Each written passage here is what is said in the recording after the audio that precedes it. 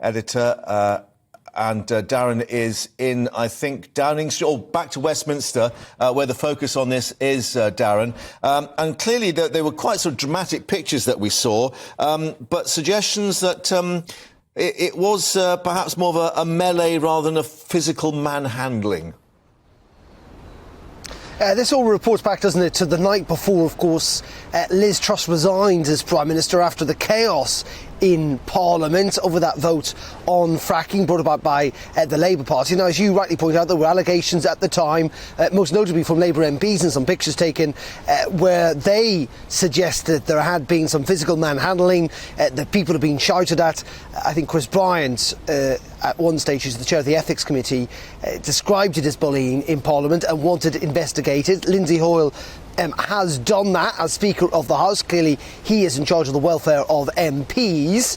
And even though there were reports of MPs crying and there was a lot of foul language used, I think there's little doubt about that. As you say, in the last couple of minutes, he's now suggesting that there was no foul play, if you like, no actual bullying. Now, it has not changed the course of events. In the end, it wasn't actually just the bullying or the sense that something wrong might have gone on in the lobbies that really brought down Liz Truss' government. It was more the chaos of Conservative MPs not knowing whether they were really meant to vote for this, whether it was a three-line whip or not. That was to bring an end to the moratorium on fracking. But in the end, as I say, a little bit of a storm in a teacup. It spoke more, I think, of the atmosphere, if you like, and the despair almost in the Conservative Party, rather than it seems now the actual reality on the grounds. Yeah, or whether in fact they had a chief whip in charge at the time, of course. Now, I'm a Tory, get me out of here, may be the new title of the programme. Matt Hancock was heading to the jungle for I'm a Celebrity, but now he's been kicked out effectively of the Tory party as well. Yeah, it has been indeed. The Chief Whip acted pretty quickly. We got word late morning that Matt Hancock, the former Health Secretary, of course, was going to appear in the Australian jungle as one of these late entrants, because I think it's due to start on Sunday. He may be offered a six-figure sum to do so as well. This is the same Health Secretary, by the way, who's got a book out at the moment.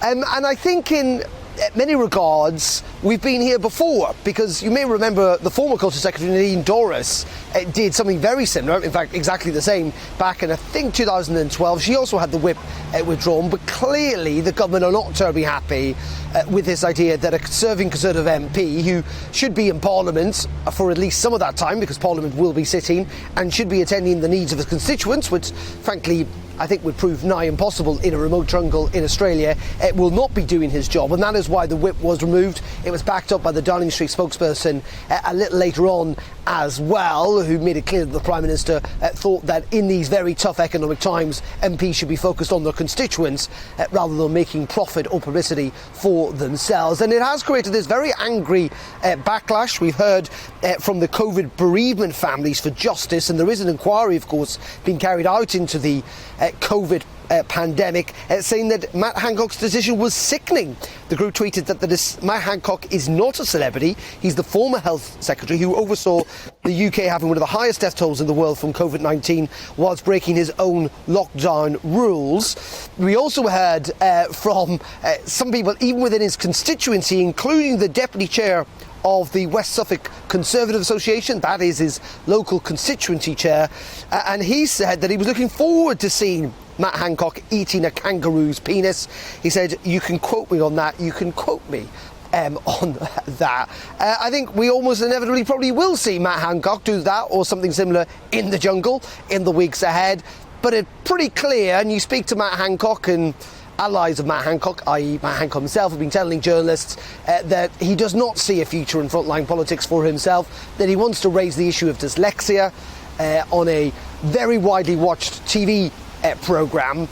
But in the end, I think cynics and Westminster watchers will conclude this is a man who wants to create a career for himself outside of politics. What better way to raise lots more publicity for the people who may well have forgotten he even existed than appearing in the jungle alongside other celebrities on ITV for the next couple of weeks.